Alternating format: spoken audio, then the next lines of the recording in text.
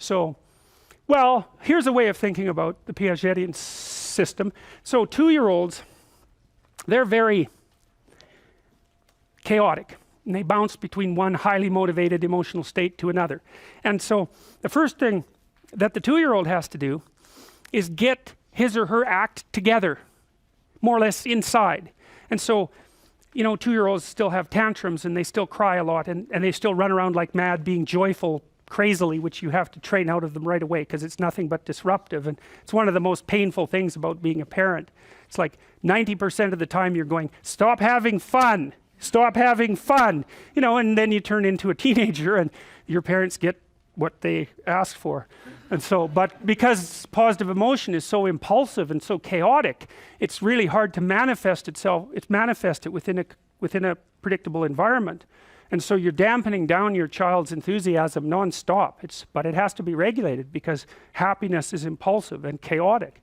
And people don't like to think that, because they think, well, we should be happy. It's like manics are happy, but they're maniacs. That's where the word comes from. Like, they're just, it's not good. They're too happy, way too happy, like someone who's way too stoned on meth or on cocaine. And I mean that technically, because they're very similar.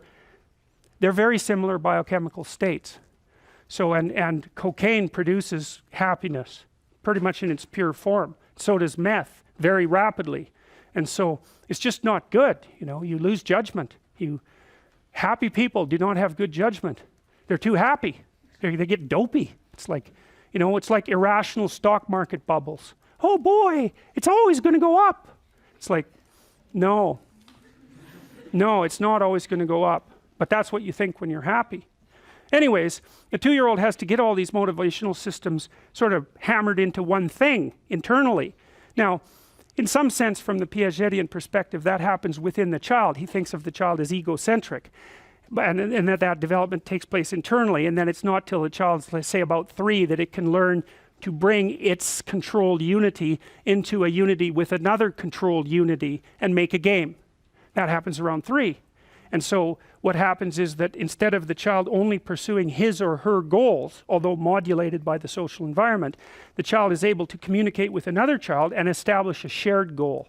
And that's what happens when they play. And so obviously you play Monopoly, that's what you're doing. But when you play peekaboo, you're doing the same thing. It's like with your parent, you're actually playing with object permanence. Dad's gone. Oh, look, Dad's here. Ha ha ha, look, he's there. Dad's gone, Dad's here, Dad's gone, Dad's here. Like a kid, man, you can do that for like 3 hours. They never get tired of it, because every time you reappear, it's a miracle. And you watch babies, it's so funny. Like, you go like this and they go, then you pop back out and they're so happy, they're just overjoyed. And then you take yourself away and they're like, what's going on, what's going on? Bang, you reappear. They don't have a real memory, you know, it's like, reality is manifesting itself in all its freshness, moment by moment, and they can't remember it. There are neurological conditions that do that. So sometimes, and there are people that this has happened to, so they get hippocampal damage, and so they can't move short-term information into long-term storage. And there's this one guy, it's a very interesting case.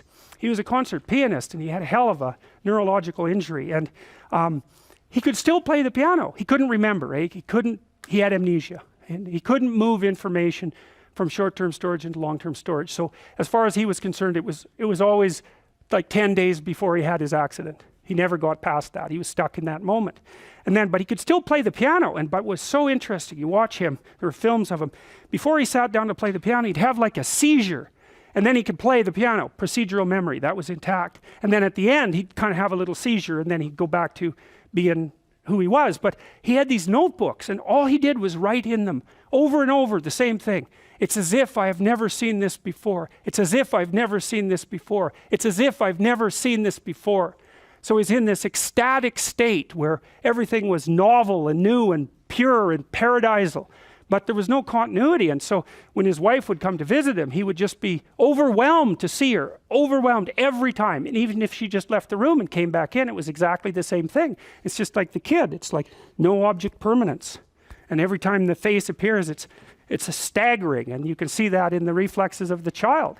And that's without object permanence. And so that's what Piaget was talking about with regards to object permanence. It's very, very cool.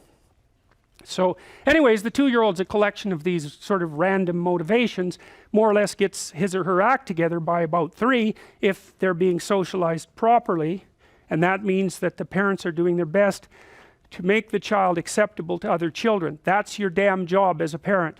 You have to understand that, because if your child isn't acceptable to other children, they won't play with your child, and then your child will be lonesome and isolated and awkward, and they will never recover.